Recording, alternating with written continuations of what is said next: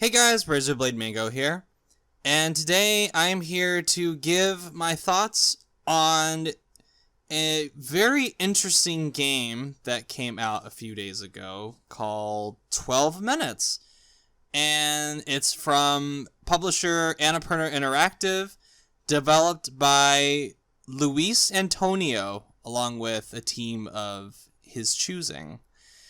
So, 12 Minutes. You've probably heard of this game, and I know I have talked about it before on the channel when it was like an E3 video or something over the last few years, because this game has popped up pretty frequently ever since its reveal. I think back in 2018 is when they first showed it during the Xbox conference that year, and ever since then I've had my eye on it because I really loved the concept that this game was going for, where you are trapped in this 10-minute time loop and you have to figure out a way to break out of it.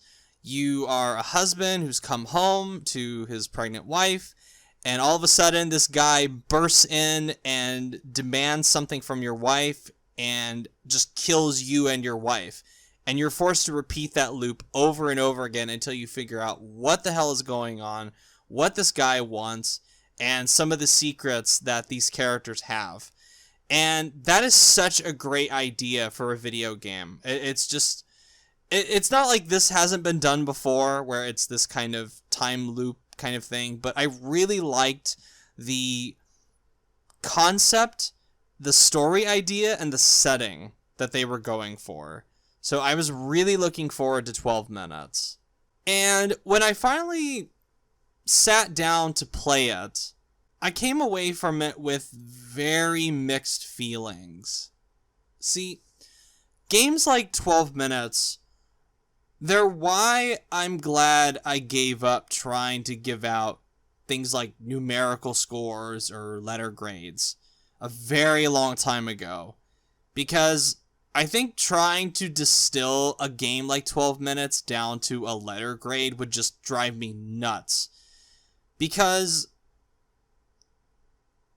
in a world where I think a lot of people want reviewers to either say, oh, we really loved a game or we really hated it. The truth with 12 Minutes is that it's complicated, because it's a game that I respect and admire more than I actually like. And I'd classify it as a very noble failure. And I think I've mentioned that before with a game on this channel. I don't remember which one, but this is another case of a game that has a really lofty goal, but I don't think it reaches it. But I respect the effort. And it was clearly made with a lot of love and passion. It's not some soulless corporate product, which it makes it all the more disappointing when I have to come down on a game like this, something that I can see is made with love. And the way I can describe 12 Minutes is that the interesting thing about it is that when you're actually not trying to solve the game's puzzles and just want to poke at the game's innards to see how far you can push its systems, it can be a lot of fun. And I had a lot of fun just fucking around, trying out different combinations of scenarios and steps just to see what would happen. And I was always delighted when the game had a response to something weird or fucked up I wanted to test in the form of unique dialogue or a situation that's easily missable. And there are a surprising amount of missable scenarios in this game. It's really cool how many different things this developer and his team came up with when it comes to, responding to what the player wants to try out. And I can definitely see why it took so long to create this game, because I can't even begin to process the spider's web of different choices and scenarios this developer had to program, animate, get voice lines for, and QA test. Like, from just a sheer attention to detail standpoint, it's a really remarkable game. And I have a lot of respect for the effort that was put into creating these little moments and these little details that are probably going to go completely unnoticed by the vast majority of people who play this game. Because if you're not really experimenting and tinkering around with what the game's got, then you're going to miss out entirely on a lot of really cool stuff in this game. And I'm so glad it's there, because that gave me motivation to experiment. It gave me motivation to see what was going to happen, just try out silly things here and there, and the game would just have a response to it, and that's great. However, and here's the however, when you actually try to play the game the way it's meant to be played in order to solve the puzzles and escape the loop, it can become really unenjoyable.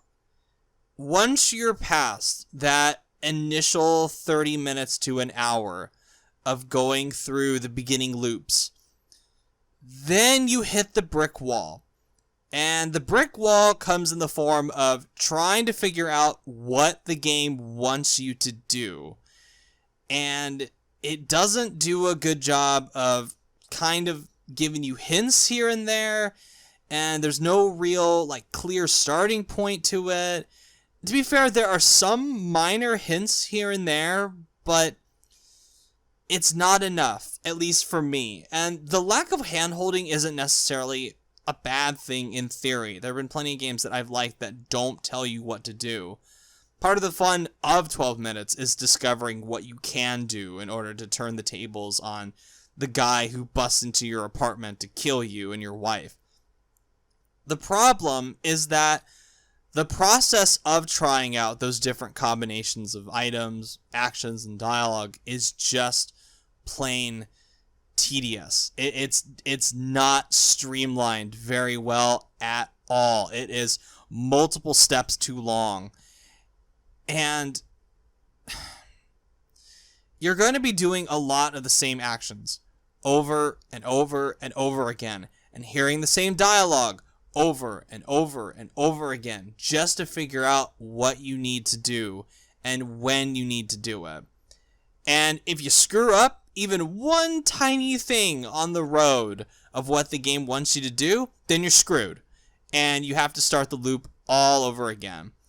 Now, for a game that relies on repeating a loop over and over again, I don't think there's really a whole lot of variety when it comes to going down that path of what the game actually wants you to do. There aren't enough different things on each run to make the runs worth it. For example, you can look at the recently released on Xbox and PlayStation, consoles, Hades, which is a great game. It's the best roguelike I've ever played, because it goes out of its way to include new things and new surprises each time you try a run. And you don't even have to go out of your way to find these. They're just there for you in order to make the process of repeating the same actions over and over again way less tedious and a lot more fun. And in the case of 12 minutes too, if you're trying to beat the game and not fuck around, you're looking at a good 5 to 10 minutes per loop. That may not sound that long, but it became grating when I went through the same 5 to 10 minute process over and over again. It doesn't help too that some sections you have to repeat don't let you skip the dialogue, which is a major oversight for something like this.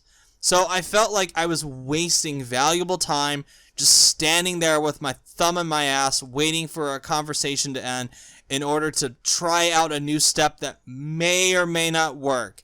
And if it didn't work, then it's right back to the beginning to repeat the whole process all over again. And another problem too with this is that sometimes the necessary actions and dialogue don't trigger, which sucks. And you really need certain actions and dialogue to trigger at a specific moment. And it's either the game's clunky UI, not doing a good job reading what you want to do, or an action you want to commit, or just a plain old animation glitch that just happens and it's beyond your control, so you have to say fuck it and start over again. And the fact that you can fail is not my issue, and I want to make that very clear, because failing is completely expected in a game like this. You fail a lot in these like time loop games. I came into this knowing that was going to happen. But the path to failure is way too long and filled with a lot of empty noise. And when I look back on my time with the game, most of it was just repeating those same steps over and over again just to uncover one new thing I need to do, and then repeating the process until I uncovered one extra new thing, and then rinse and repeat.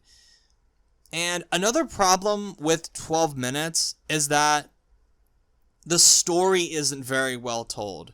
And that, a lot of this the tedium might have been eased over a little bit if the story was really interesting and ended in a way that was like, wow, this is so good. And it's obviously trying to mimic the style of a Hollywood thriller. It wears its influences on its sleeve. Like, it's so obvious that it's going for the style of something like a Alfred Hitchcock or a David Fincher or a David Lynch, Stanley Kubrick. And there's even a very clear visual element of The Shining that is present throughout the entirety of this game. I'm not going to spoil what it is, but fans of The Shining will recognize it immediately. But the story itself, just while its ambitions are like this like Hollywood royalty level with these like some of the greatest directors of all time, like the ambition that it's trying to reach, it just devolves into some shallow, schlocky, plot twisty kind of crap that wouldn't feel out of place in an M. Night Shyamalan movie. And I to be fair to the game, I think the disturbing material and violence that's here is being a little overblown by the usual suspects in the game journalism scene. But I don't think the shocking material really amounts to anything in the long run. It just comes across as a lot of, like, hollow window dressing. Like an attempt to be like, oh, look at me, aren't I controversial? Aren't I shocking? Ooh, look at me. And some of the more M-rated material was definitely surprising, at like a first glance, and got me interested to see where they would take it. However, by the end, the storytelling fails to wrap it all up in a way that feels satisfying thematically and narratively. When it gets to its one final twist in particular, I'm not going to spoil what it is, I was really excited to see where it was going to go, because I thought it was leading into maybe the second half of the game or the final act, but it just ends. And I was like, oh shit, this is really interesting what I've just been told. What's going to happen next? Oh, cut to credits. I was like, huh? Fucking what? It just ends so abruptly. And I was left wondering with the game, so what are you trying to say, Mr. Luis Antonio? What was the point of employing this potentially controversial material? But the game just cops out because it just goes, well, what did you think the game was about? And I'm like, no, fuck off with that. I don't like that. One of my big pet peeves with these indie artsy-fartsy games is when it doesn't deserve its ambiguity. When it goes, oh, look at us, we're so deep, what did you think this material was? We're gonna leave it up to your interpretation. Woo, aren't we so smart? But no, it doesn't deserve it in this case. And to contrast this with another game, the ending to the masterpiece that is What Remains of Edith Finch leaves quite a few big mysteries unanswered by the end. But it earned that ambiguity because it got me emotionally invested in the story. And it was really smart in how it explored its themes to the point where those unanswered questions, them staying unanswered, to me makes complete sense. And it serves the themes of that game. it doesn't serve the themes of 12 minutes. It just fails it fails to do anything, like emotionally or narratively or thematically. So I'm left with this fascinating but ultimately empty narrative. And that to me was just super frustrating.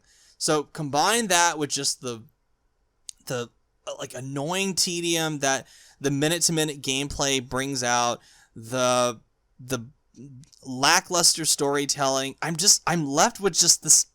Like I said, it's fascinating because when you don't play the game the way it wants you to play, if you don't, it's like trying to do like good side quests in a game that has a bland main campaign. That's exactly what this is. Where like the side quests of trying to figure out what you can do and maybe going after the achievements, and when it comes to PlayStation, the trophies in order to find out the little secrets that the game has, just so you can get those. That is fun. That is the best part of the game, when you're not actually trying to play the game the way it wants you to. But when it comes time to finally go, alright, let's get the main campaign over with, it's a fucking slog. It's just this empty experience that just takes way too long to get where it needs to go, and then when you finally get to the end point, you're just left with this big nothing burger of an ending that's like, okay, what was I supposed to get out of that?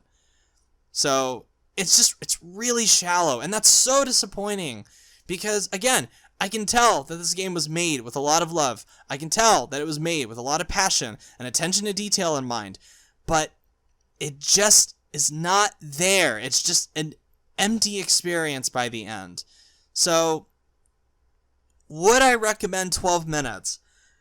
Look, it's on Game Pass. If you have Game Pass, you've already technically paid for the fucking thing, so you might as well play it. You might as well give it a go and see if you like it. But it's really tough to recommend outside of that.